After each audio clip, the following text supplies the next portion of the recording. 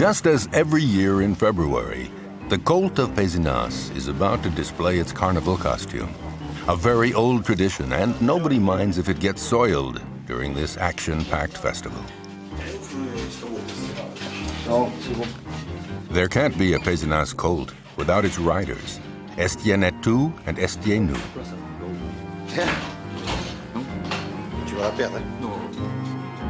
Lately, there's been a new cloth printed by the people of Pézenas who are called Pézenois. We tried to find out just how the first cloth had been made at the time. We printed emblems that weren't at all like the ones on the old cloth. The tail and the colors are different too. The material on the old cloth is straight, now it's draped. You could certainly say that the Colt of Pézenas wasn't born yesterday. References in the city archives go back to 1702, but the Colt dates back much farther than that.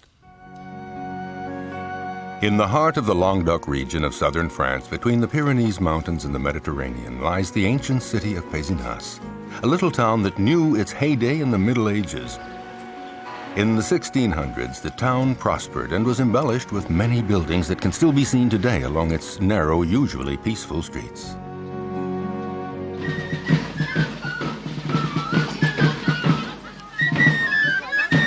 On the eve of Mardi-Gras, following behind His Majesty Carnival, a few Pézenois and hordes of children flood the streets of the town. The music of pipes and tambourines announces to all that the festivities are starting.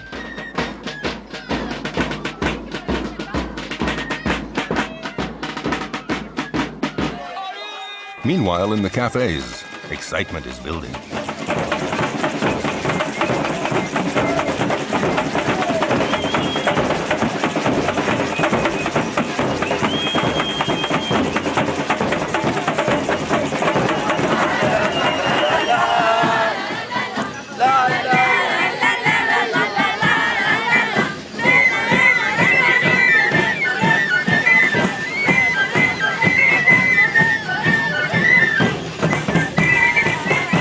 Around midnight, everybody is out in the streets.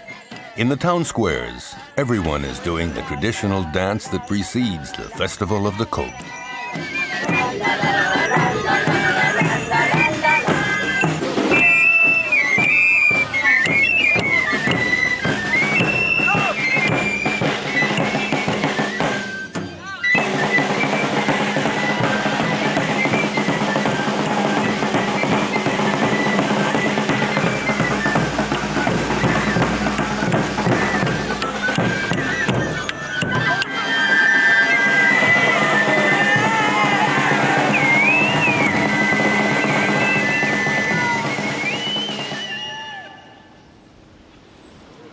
On the day of Mardi Gras, when the clock of Saint-Jean and its famous cast-iron bell sound lunchtime, all of Pézenas sits down to a local meal called escoubille.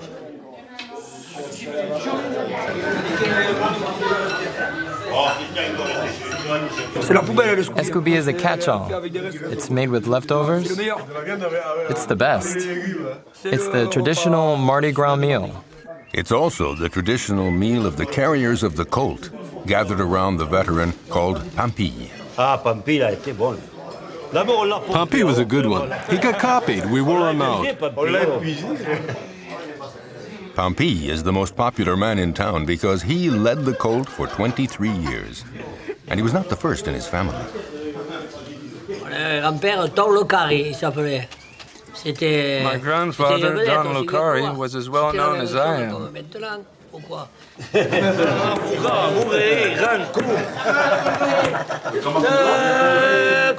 Not long ago, Pampille relinquished his position to Albert Lopez.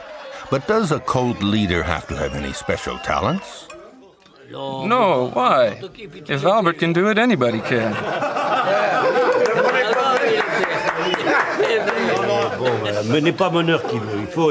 Not everybody can do it. You really have to have a feeling for it. You have to live with the Colt, feel you're part of him. The cult is a tight group. We are as one. It's a big family. They're the ones that make it come alive. I can ask it to move this way or that, but if the ones underneath aren't with me...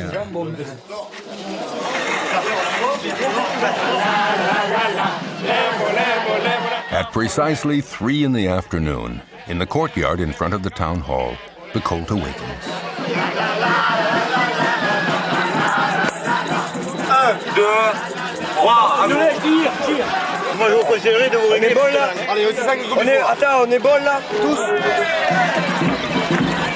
The origins of the Pézenas cult go back to the time of King Louis VIII. In the year 1226, while the king was staying in the town, his favorite mare fell ill. The sovereign was about to leave, and to his regret, he had to abandon the animal here. But the notables of the town took excellent care of the creature, and when the king returned some months later, he found the animal in excellent health, with a fine colt at its side. Delighted, Louis presented the town with a wooden colt and expressed the wish that thereafter it would take part in all the popular festivals held here. The king's wish has been so granted ever since. All along the route, the colt, using its telescopic neck, easily reaches high windows to collect contributions. Many windows in Pezenas are decorated with remarkable wrought iron grillwork. You know that Pezenas was a center for ironwork. You had traveling artisans coming from Germany, Belgium, Italy, and staying 2 or 3 years in Pezenas. That's why here you find very beautiful wrought ironwork from the 16th to the 18th century.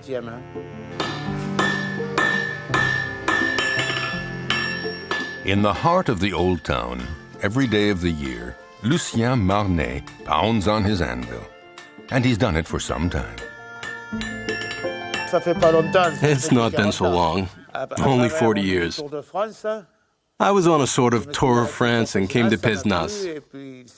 I liked it. And besides, I got to know a certain lady. The usual thing, so I stayed here. Ever since, Lucien Marnet has been restoring iron grills, even on carnival days.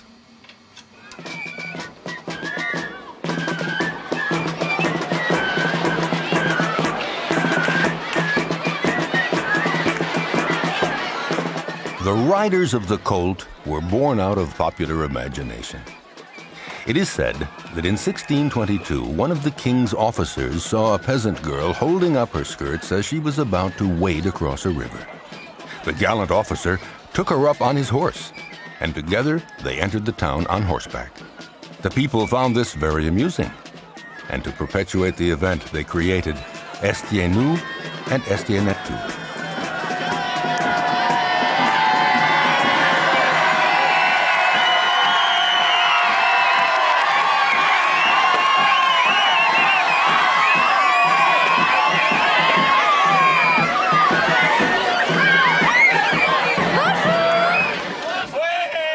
Periodically, the colt awards his faithful servants a little break to rest and have a drink. It's a stop for water, to hold out. Tonight it'll be really interesting to see the people letting go. As for the colt, he gets his share of shaving cream.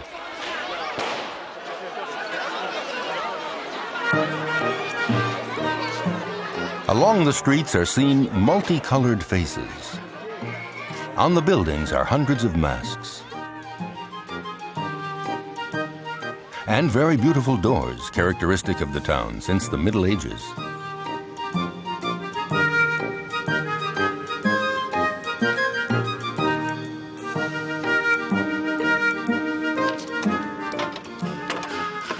Serge Ivora has restored most of these doors, and it's given him the idea for an original collection, a museum of doors.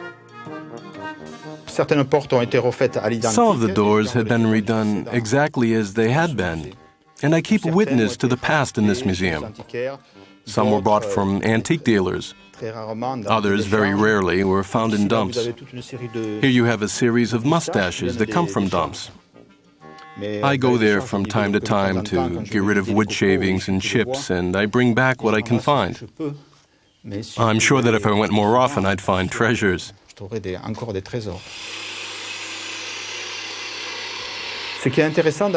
What's interesting in entranceway doors is that you find several trade guilds represented on the same surface.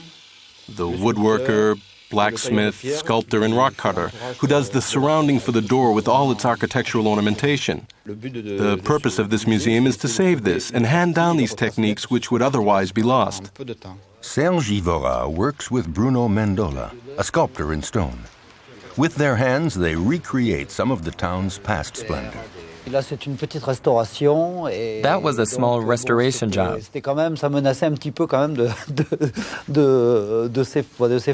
It was about to collapse. So I redid these parts in stone and the bullseye window, which was damaged by a truck.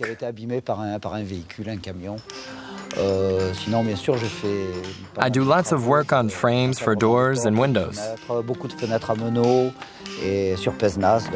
There are many transoms in Pezenas. You find them everywhere in the town. I've dotted the place with repair stones. Meanwhile, behind the Colt, a group of Pézenois equipped with ropes and horns encircle people. This is an ancient tradition, but it's kept very much alive here.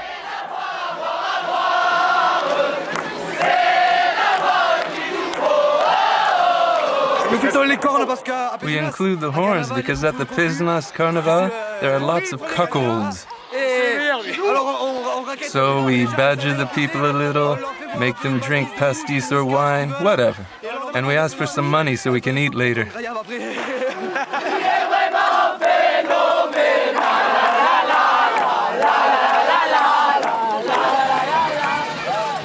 Late in the afternoon, Albert asks his colt to perform some of the most popular steps.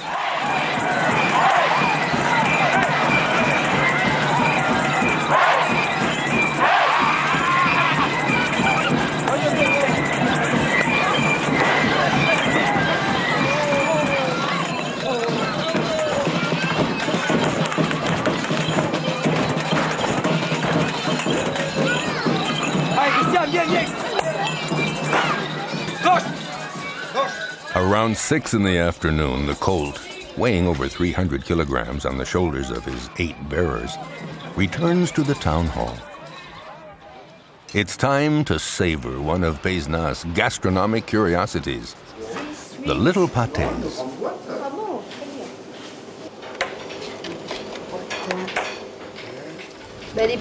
These little pâtés are a Pezenas specialty. There's lamb, molasses, brown sugar, and lemon-flavored white sugar in them. It is strange for this region. In fact, it goes back to Lord Clive in 1766, who at the time was Viceroy of India. Returning to England, he stopped at Pézenas. He had been well received, so he organized a reception. His Hindu cook prepared the pâtés, and the recipe remained. Once stuffed and closed, they're left to dry out overnight and then baked in the oven and served hot. These little pâtés have a distinct taste of their own, a reflection of the town itself, salty and sugary, the sweet-sour character of the Machus. The Machus are the inhabitants of Pezenas. These are people who like to play pranks, tell tall tales, people who like to have a good time. It's all a state of mind. I think that at Pezenas, from infancy, we're rocked to the rhythm of the colt. If a baby cries in Pezenas, you pick him up and sing colt songs to him. We love the colt. We love having a good time. It's all part of the Pézenois spirit. André Gourou, pharmacist, and Christophe Bod, illustrator, are preparing posters and sketches for the next Machus show, to be given during the carnival.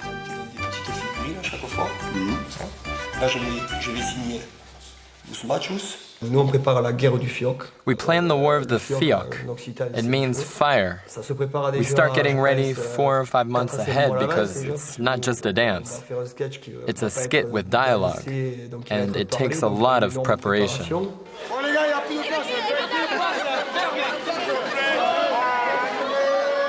The Machus show is always sold out because the whole town turns out to see it.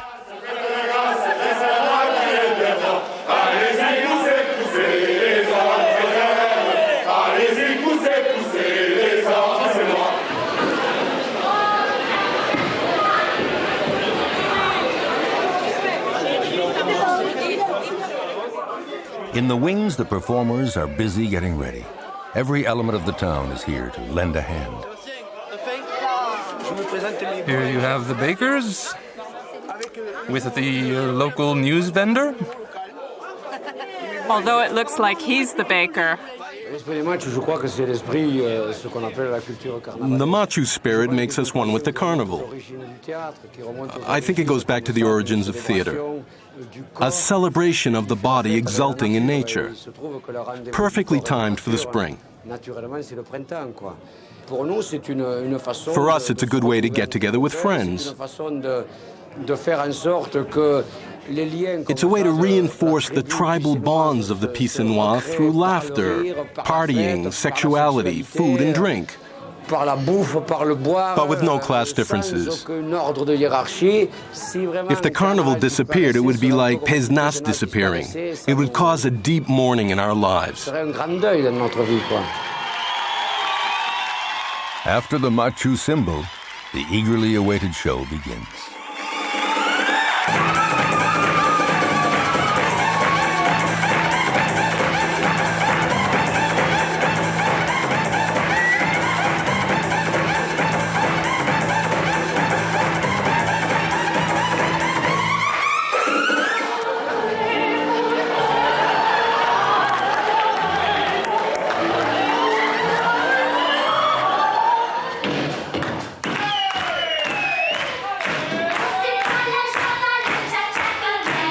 Each group has prepared its skit in the greatest secrecy. Tonight, the public will see them for the first time. And everybody in town may be a target, beginning with the municipal authorities. Now then, your hall. I hope it's not as big as the one in the municipal budget. Otherwise, we'll have to put on the same skit next year.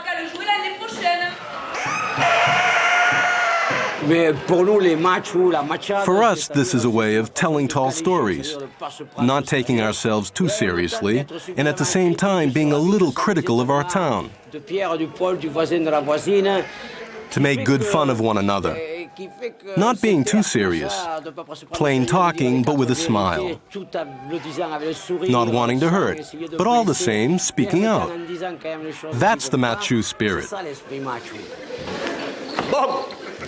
The bones have spoken. According to the bones, a great chief will be born and will settle differences between your tribes.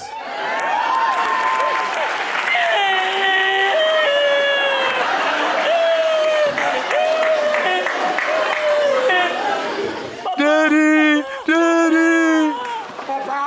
Daddy, with a faith like yours, I won't admit you're mine in front of the mayor. So here is proof for the Machus that the cult of Pezenas has truly prehistoric origins.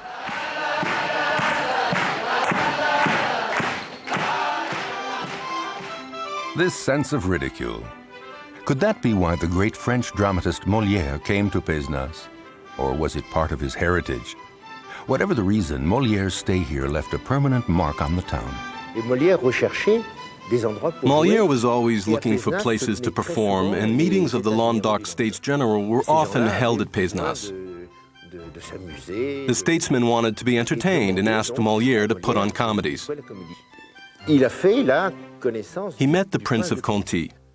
Obviously, for Moliere, that was fabulous, because for the first time in a long time, he was guaranteed a fee. He didn't have to look for a place, get permission to perform, earning just enough for food for the next day. It was the high life. It's believed that here is where he began to write.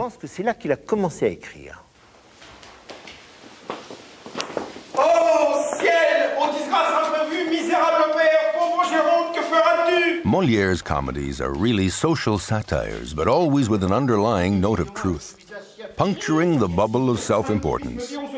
This fits right in with the spirit of Pezenas, here expressed by the prankster Scapin.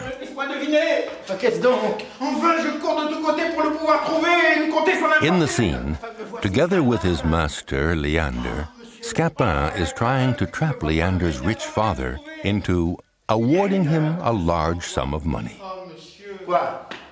Monsieur, votre fils... Quoi, mon fils?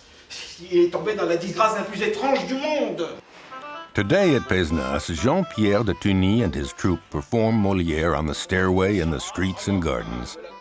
But not in the old theater, a little jewel of the 19th century, but in need of restoration. Il sait que c'est 1500 livres.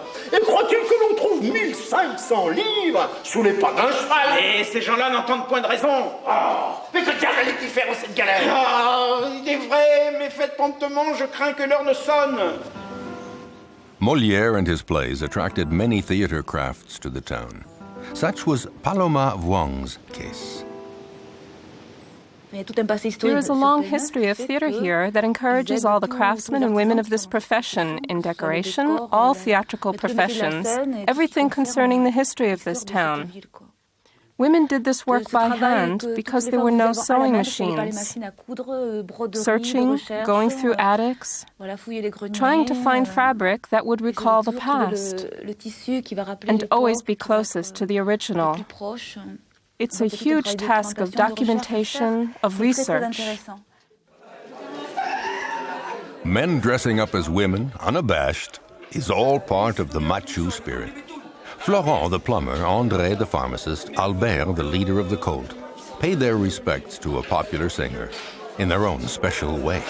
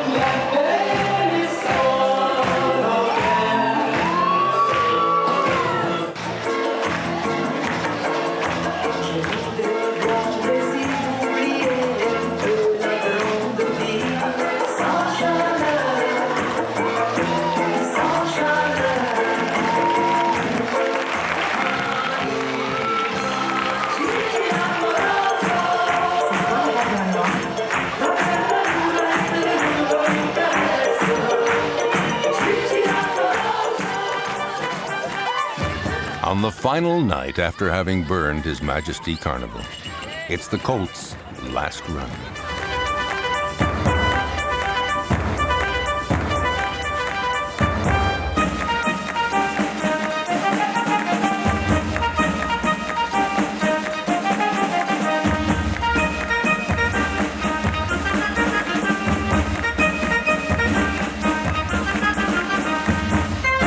Albert takes him out for a wild run through the town's narrow streets, leading the Colt in a frenetic rhythm, left then right, forward, backward, creating a great uproar and confusion to the enormous joy of all the followers.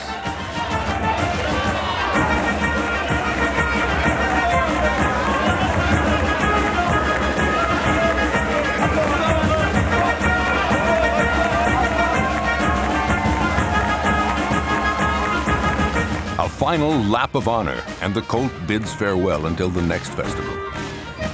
And this is how, at Pezenas, the royal gift of a Colt brings life and spirit to a popular celebration.